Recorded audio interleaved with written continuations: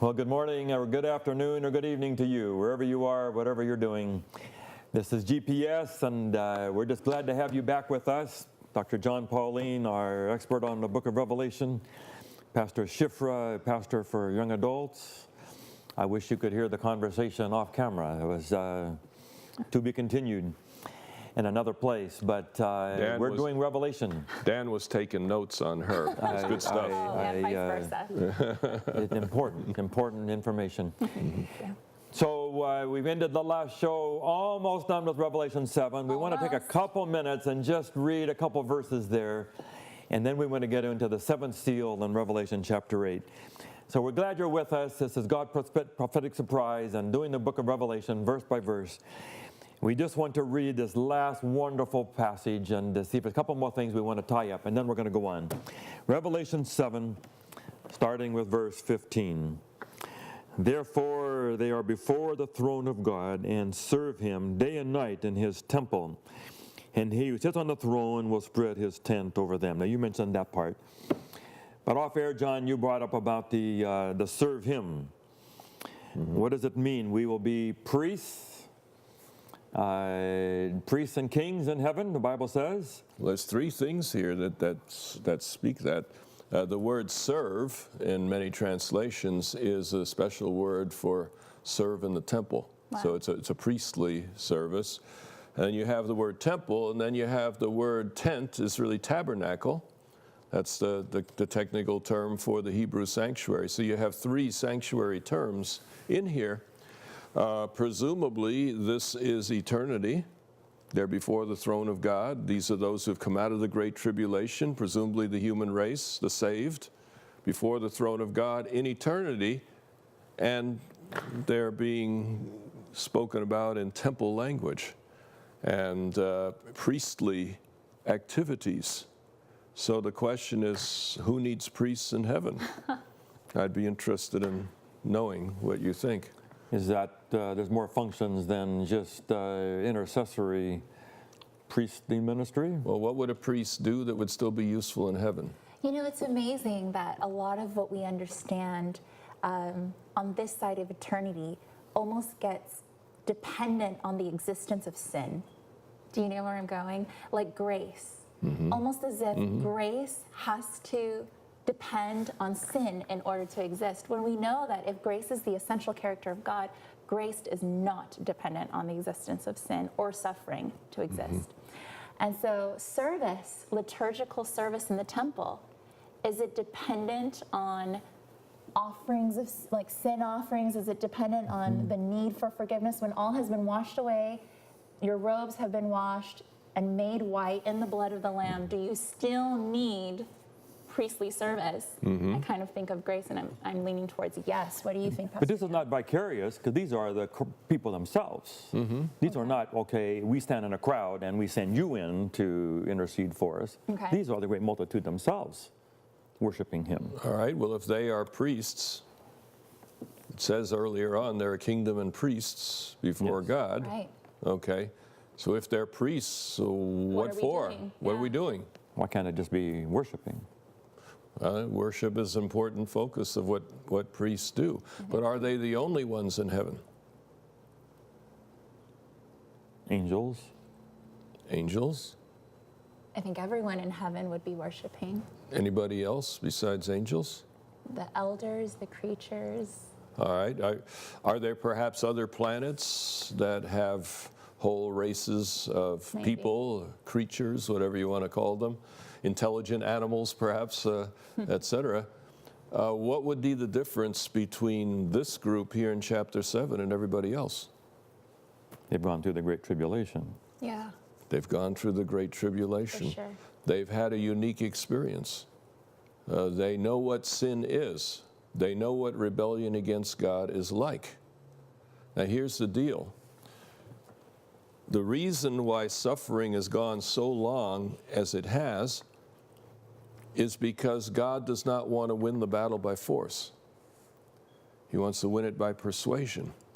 And that means eternity will only be safe if every creature in the entire universe is safe.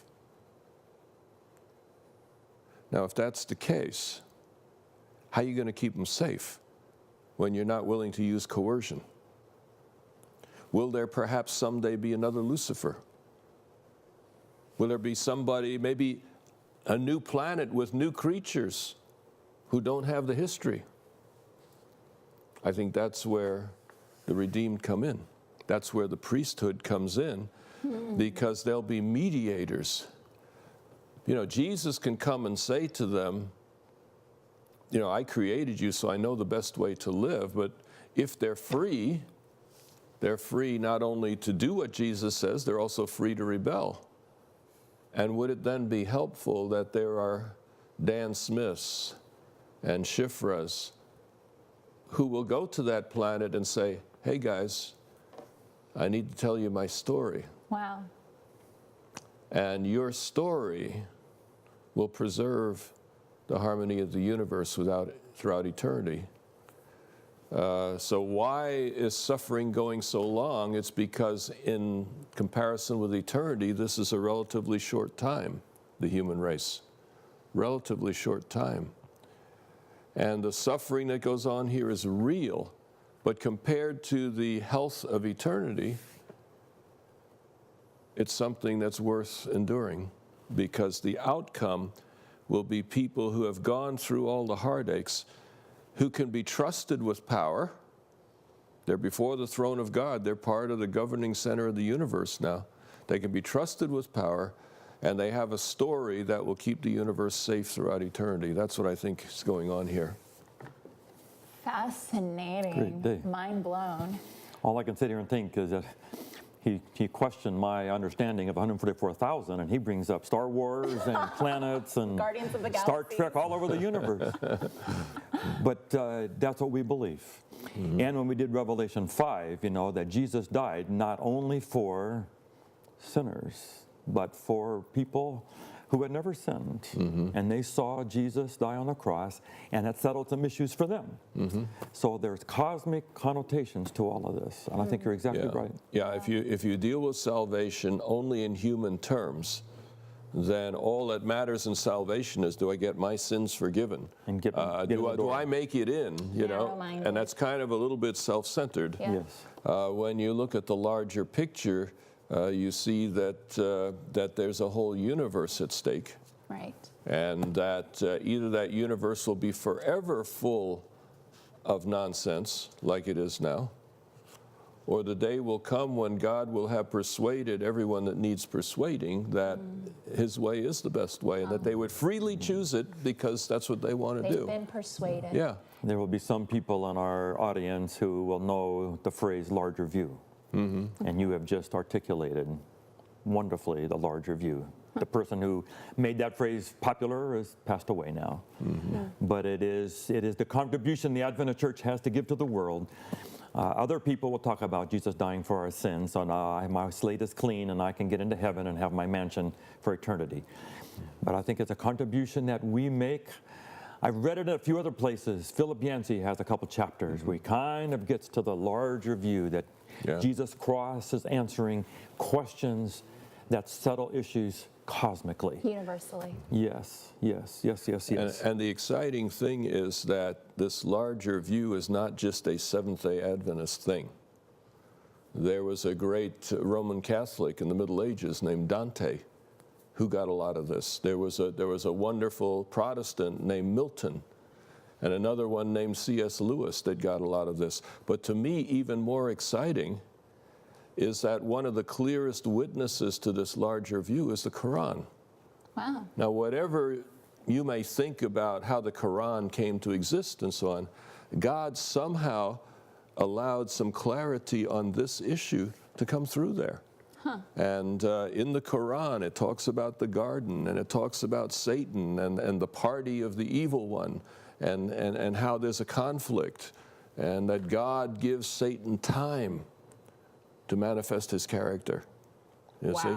So this is clearly a picture that, while not understood very often or in very many places, God still had multiple witnesses to keep this thing alive.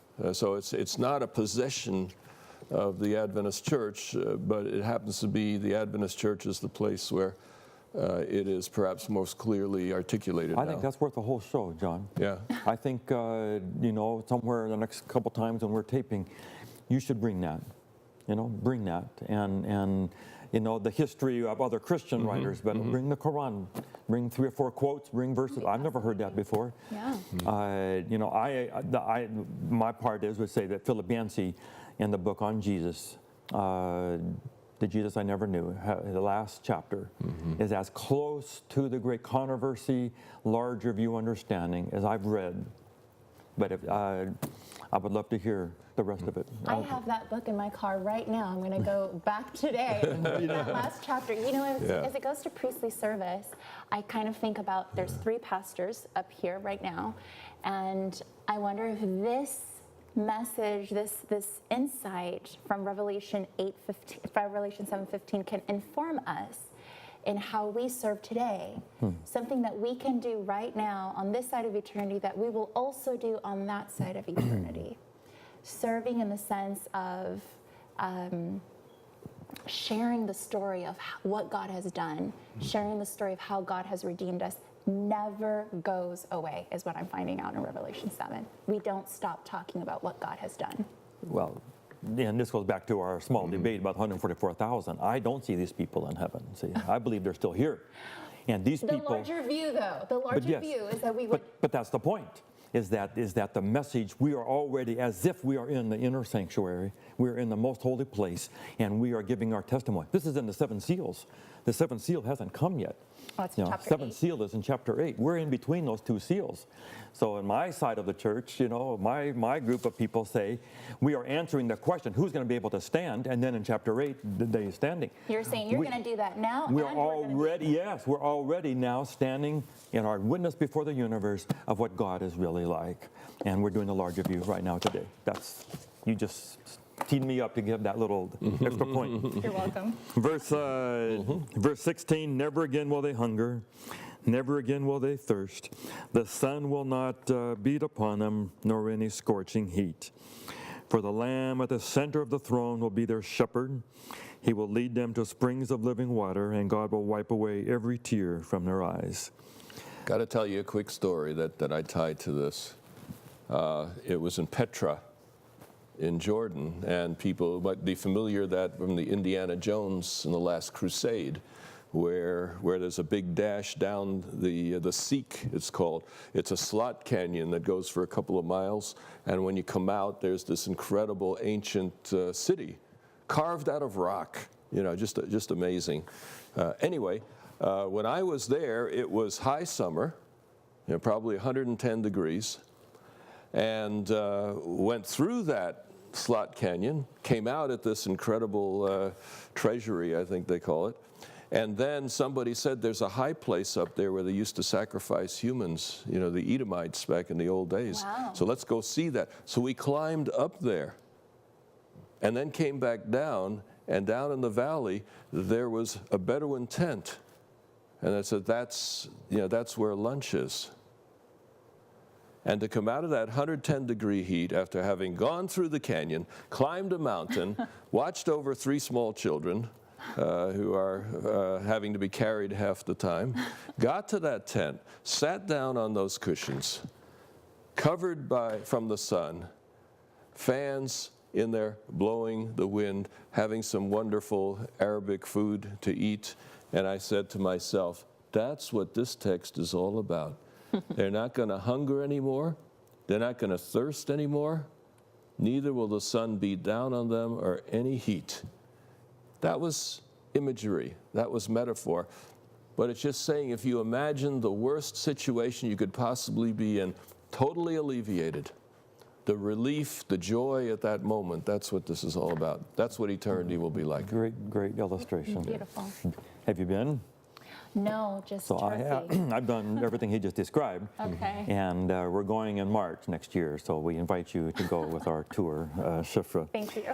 Okay, can we go to chapter 8? Is everyone willing to? So we could always do more. These are all phrases that we're familiar with. The shepherd, of course, Psalm 23 and John 10. Springs of living water, Jesus talked about that. That will never thirst again, never hunger again, John 5, John 8, these are all passages we're familiar with. And maybe just quickly, that last verse that we started with last episode, and God will wipe away every tear from their eyes, comes from Isaiah. And that is the prophet that actually talks about that rebellion will be no more in the universe. I think he's the one that hints, and then Ellen G. White kind of runs with it with her inspiration. That I think from my studies of Isaiah, he's the clearest to me in the scripture that talks about salvation for all, not all humans only, but all, every universe, all. So, and God will wipe away every tear from their eyes, every tear. I mean, he even has the picture of the Egyptians and the Assyrians being missionaries for God to convert the world. How big-minded does it get? I don't think we would buy into that if we were there. Radical. We can get to Revelation 21, but that may be a long time before we get there. Do you picture the tears stopping on the cloud going to heaven? Or will there be a transition of slowly the tears going away? Just a little anecdote from this week. Right. You know, my mother had terrible pain Sunday and Monday, and then finally they got to the stone and got it worked out. Once the stone was gone, I was in the room with her, and she was telling me what the ultrasound was like when the stone was in there, and they were pressing on her abdomen. And she told the girl, it really hurts what you're doing. And she began to cry again, telling me the story of what had happened 2 days before. Sure. Because it connected her pain again. Will we have some of that, even though the stimuli of it is gone, Right. the actual experience of it is gone, but the memory of it, some of our family may not be there. We have people that we put our lives into that didn't make it. Will there be some still tears? Yeah. And this is a transitional period. Right. Yes? I Of the think tears. so. But eventually, all tears will be gone. Eventually, we know that it will be so far into eternity that we won't even talk about it at some point. Ellen White talks about the phrase, we'll go into the land of forgetfulness. What a great. Okay, here we are, a chapter transition. Would you just mark this down somewhere? And let's try to go as far as we can with the first 5 verses, which is the 7th seal. We've had this interlude between the 6 seals we studied for many weeks, and now we've had this interlude of chapter 7, and now chapter 8. Can we just limit it to verse 1? Today, just verse 1. Well, just for the moment. When we read And the I'll first, tell you why I don't think verse 2 is part of the 7th seal. And I'll explain that a little bit later.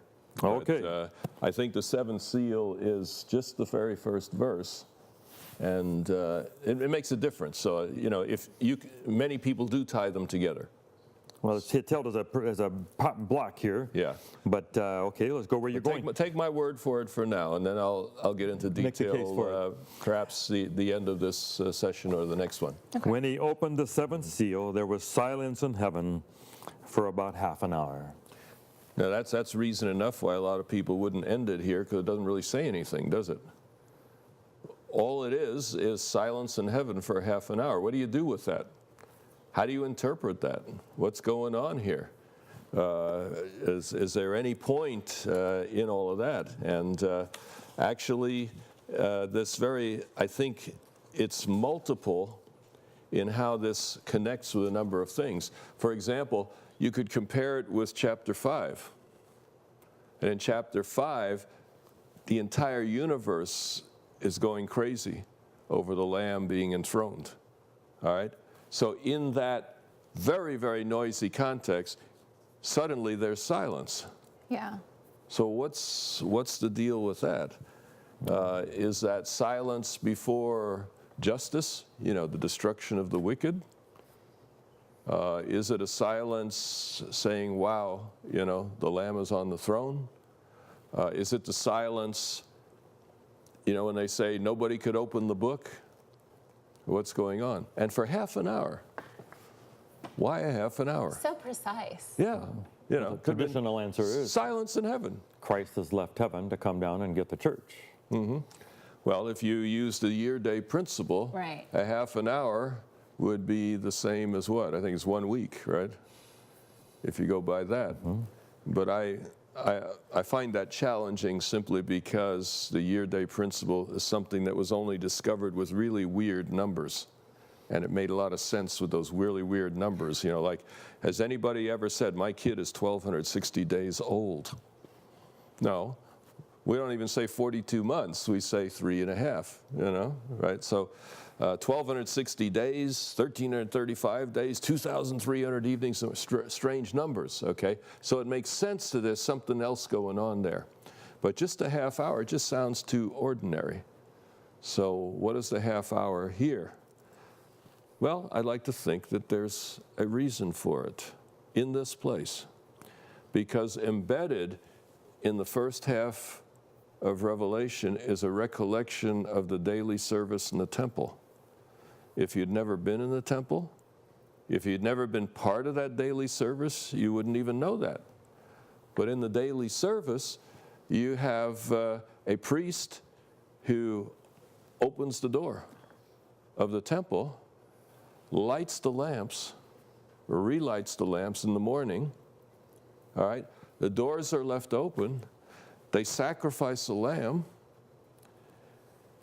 They burn it with fire. Incense is taken from that fire, put in a censer, carried into the temple, ministered on the altar of incense, and then comes out into the temple, throws the censer down on the ground with a clatter so loud that it was heard all over Jerusalem, even in the suburbs. We have ancient documents for all of this. Thank goodness. And at the very close, guess what happens? 7 musicians blow 7 trumpets. Wow. All right? So, everything I just said, you can find in the first half of the book of Revelation. The lamps, you know, Jesus among the lampstands, the open doors of the temple, the lamb slain, the blood poured out onto the altar of incense, the half an hour. What's the half an hour?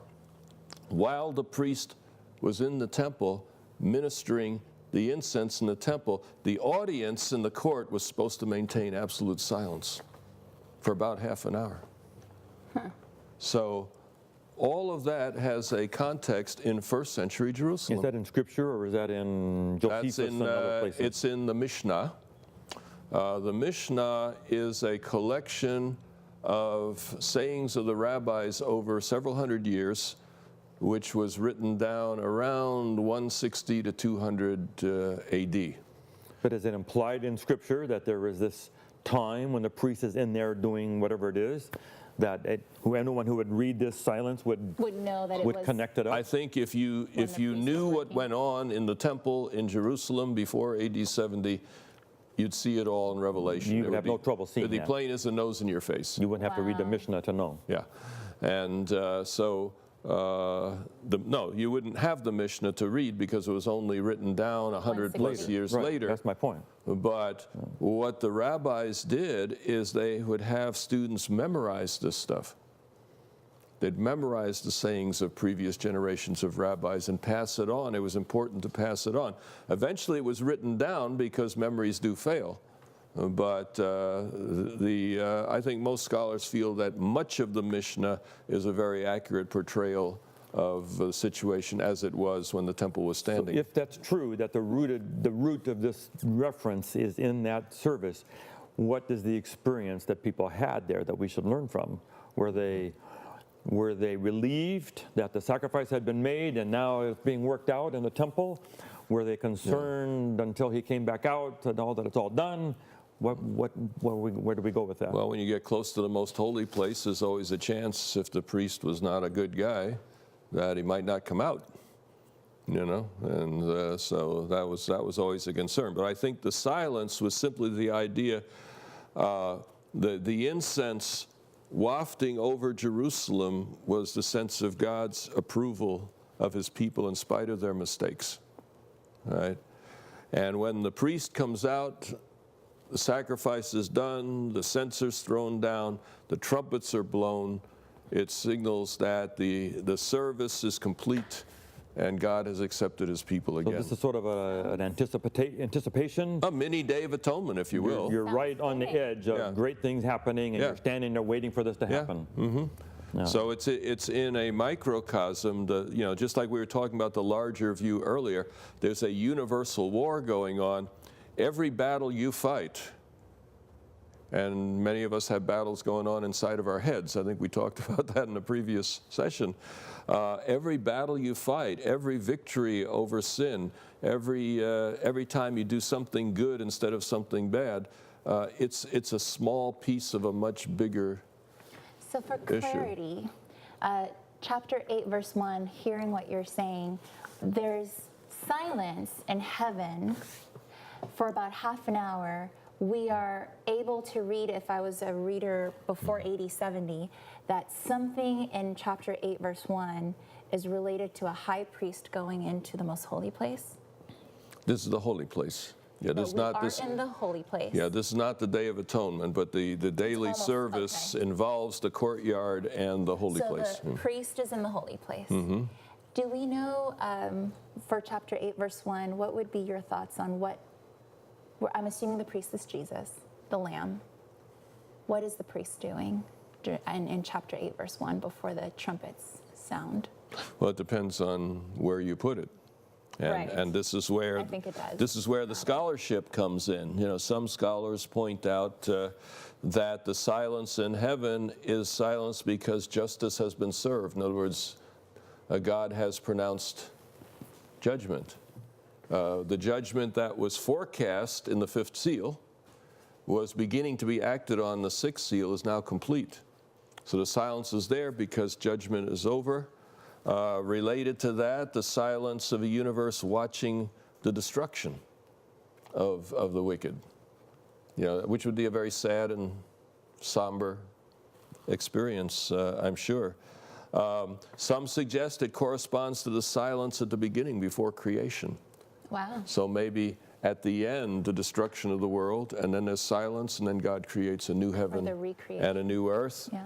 Or the silence of a courtroom when a book is opened. Remember, these breaking the seals, when the seventh seal is broken, the book is open. In the courtroom, everybody's silent to hear what the verdict is. Right. So all of these are possible images. I would suggest that it's either the millennium, it's after, if the second coming is chapter 6:17, it's either the millennium or it's after the millennium when, eternity The has traditional begun. view has been Jesus has finished the judgment and is on his way here. That's Yeah. before the millennium. Are you okay with that? Yeah. Is that one of the options? Sure. Well, because the sixth seal seems to end with the sense of Jesus coming. The day of wrath has Yes. come. Yes. Who's going to survive? Stand. Okay. So this is the silence that indicates, God has acted. He's on his way. Yeah. I was thinking, we inherited some money the other day, and the lady emails us all and said, money will be coming into your account. We know it's coming, but it's not there yet, but we know it's coming. We're in this little gap of time. In between. And it's coming, and Christ is coming. Sure. Anyway, we'll continue to play with it and go on into chapter 8. But and we'll be almost ready to go into the seven trumpets. So please come back to us. God's prophetic surprise. Thanks for being with us today. God bless you all.